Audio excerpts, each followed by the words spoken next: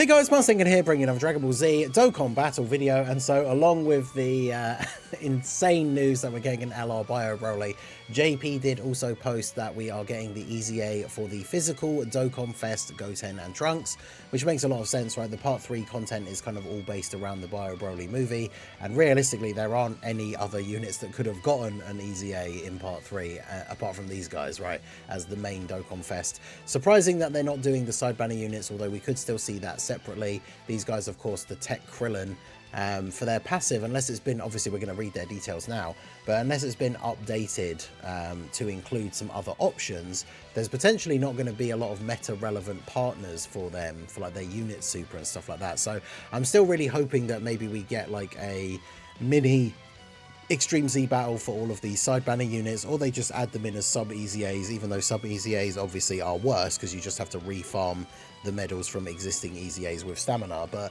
we've got that STR Trunks from the movie 8, we've got the physical Gohan, who's a movie hero support from movie 10, and then of course that Tech Krillin. It would be really nice for them to get all EZAs as well, but I guess we'll wait and see. Like I said in the Bio Broly video, we should get a data download tomorrow. But yeah, shout out to Minato for doing the translations. Let us jump in and take a look at what these guys are doing. So obviously their leader skill originally was gifted fighters or Kamehameha. I believe one of their, let me bring their info up here, because I believe one of their stats was not 170, but obviously as we've been seeing lately with all of these 170 leader EZAs, they've been rounding all of their stats up to 170%, right? Because there was a time during the 170 lead meta where certain units would be considerably worse to use because they only had 130 for like HP, for example. Yeah, these guys only had 130 for defense. So rounded out to 170, and that's what we would have expected. Their super attack is greatly raise attack and defense for 1 turn and does immense damage. Previously it was just raise attack for 1 turn. So not only is it now greatly raising, but we are getting defense as well, which is good. And then they have a unit super, which is still greatly raise attack and defense for 1 turn and immense damage, but it gives all allies attack and defense 30% for 2 turns. So that's really good. Their unit super was greatly raise attack before, so both their supers have now gotten the raising defense, which is really good. And then yeah, the allies buff for 2 turns is interesting, because even if you don't want to use these guys in slot 1 or even slot 2 to benefit the units on the same rotation as them, they're going to be giving a buff to the characters on the next turn anyway. The condition for the unit super is when there's another ally whose name includes Kid Trunks or Kid Goten attacking in the same turn, or when there is a Krillin on the team. So that hasn't changed, but this is what I was saying, right, is that we don't really have a good meta relevant Kid Trunks, Kid Goten or Krillin at the moment. So hopefully, like, we need those EZAs really. I mean, we got the Tech Trunks and Int Goten EZAs during the Golden Week celebration. And those guys are reliant on having a Kid Trunks or Kid Goten with them as well, but they need to super attack first. So it's unfortunate a lot of these Goten and Trunks units need to be run together, but they often end up where like neither of them are slot 1 units. So we'll see what these guys do. Their passive is 3 key attack and defense 100%. They get 150% attack and defense when performing a super. Then we have a great chance to get an additional attack and defense 100%. And then another great chance of getting an additional attack and defense 100%. So 2 70% chances to proc an extra 100% attack and defense each. So if they both go off, you're getting an extra 200% attack and defense. They have a high chance of launching an additional super. They have a high chance to crit. Then they have a medium chance to dodge. Now this is the big thing about this unit when they first came out, is they build up certain abilities by dodging, but their base passive didn't have any dodge. The only dodge they had was on their active skill turn.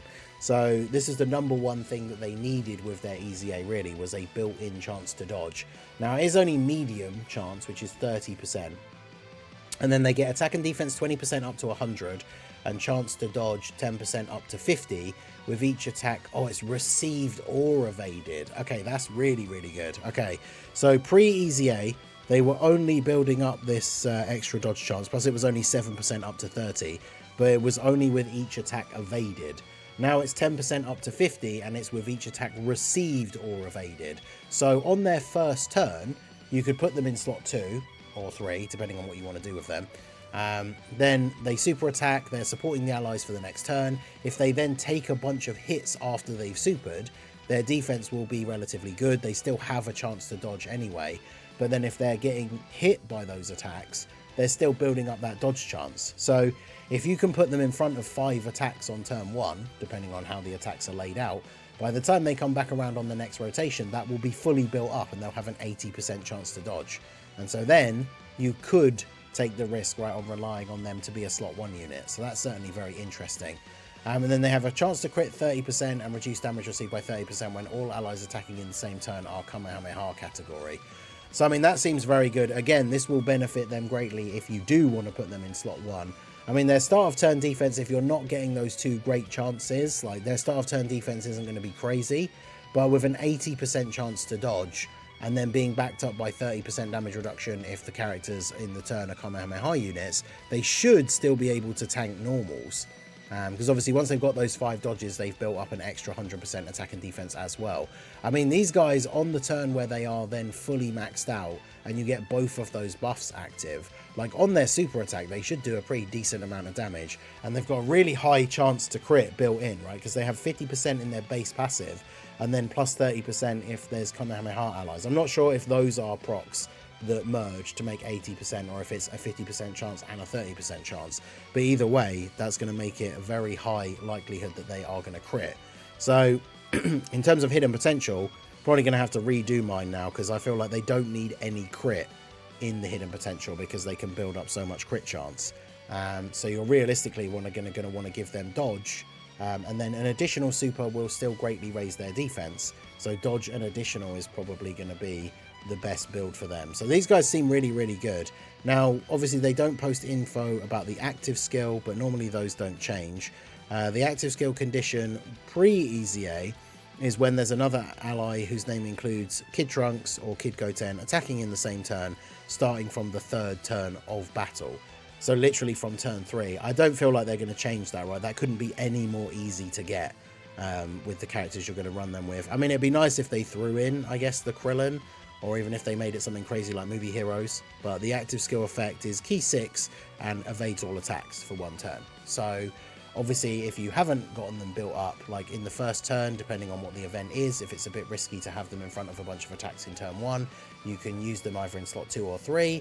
They're going to be supporting the next rotation, and then when they come back, you can use their active skill, put them wherever there are the most attacks on the turn. They're going to dodge all of them, and then they're going to be fully built up at that point. So honestly, these guys seem really, really good. They don't seem, on paper, they don't seem like crazy game-breaking best EZA, but there are certainly situations where, like with an 80% chance to dodge, like it's the UI Goku memes, right? Like, and same with Harudagan, like there'll be turns where they'll dodge every single attack, and then they'll do a relatively good attack stat, they'll crit because of all the crit chance, and then they're supporting allies for the rest of the turn. So if you put them in slot 1, then that's a pretty significant buff as well. And then of course there are times where even in like an easy event, you'll put them in, or an easier event, right, not something actually easy like a Dokkan event, you'll put them in slot 1 and they won't dodge any of the attacks and you take a ton of damage. So that's always going to be the case with characters that rely on dodge as the main part of their defense. But I mean, post super, if we're talking about them not as a slot 1 unit, they're going to have relatively good defense, 30% damage reduction if you have a full Kamehameha team, and all of that built-in dodge. So realistically, it's only going to be big boss super attacks that's going to do big damage to them. So looks good for these guys. Like I said in the Broly video, and I think I mentioned it at the start, we should get a data download tomorrow. So we'll have all the details. Obviously, we'll find out the weakness category, and I will do a team building guide as always. But yeah, this stuff, if we're getting all the info on Twitter today, should be coming out on Friday morning. So of course I will keep you guys posted, and I will do a breakdown of the data download once we get it.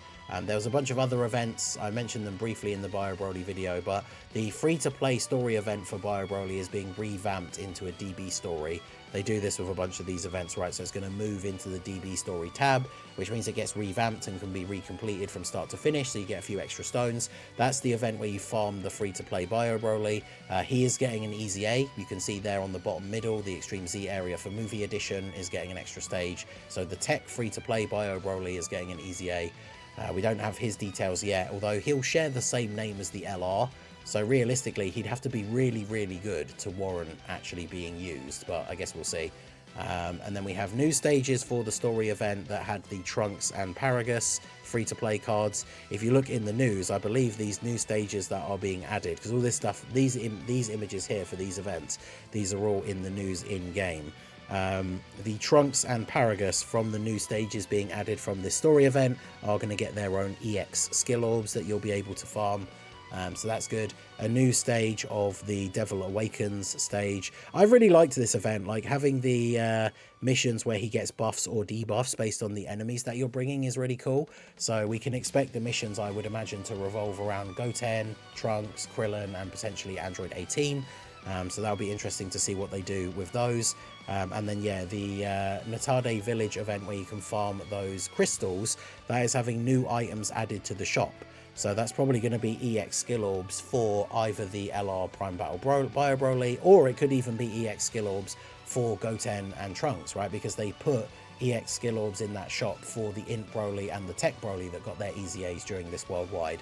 So potentially EX skill orbs for Goten and Trunks. So I would say if you are tempted to change their hidden potential based on their EZA details, I would wait until we get the data download and find out what these new skill orbs are, because we might be able to get free skill orbs for them, and then you won't have to worry about changing their hidden potential too much, depending on what skill orbs you can then give them. So let me know what you guys think down below in the comment section of physical Goten and Trunks. Bunch of content coming out on Friday, which is good. I know it's been dry for like the last few days, but we've got some new events, some new units. The Prime Battle grind is going to be something that will take a while for some people. I, of course, want to get a video out for Bio Broly straight away, so for Prime Battle units, it's one of the only times I will Dokkan irresponsibly, and I'll get my one copy up to LR and then just use Kai's to get him to SA20 rather than farm another 777 medals. But yeah, let me know what you guys think of Goten and Trunks and all the content coming out this week. Bio Broly Part 3 content. Who knew? Well, let's see how it all turns out in game. Let me know your thoughts down below in the comment section. So that is going to be it for the video, guys. This has been the Masked Ningen. Smash that like button, subscribe to the channel if you are new. Check out the links down below, and I will see you all again soon. Have a good one.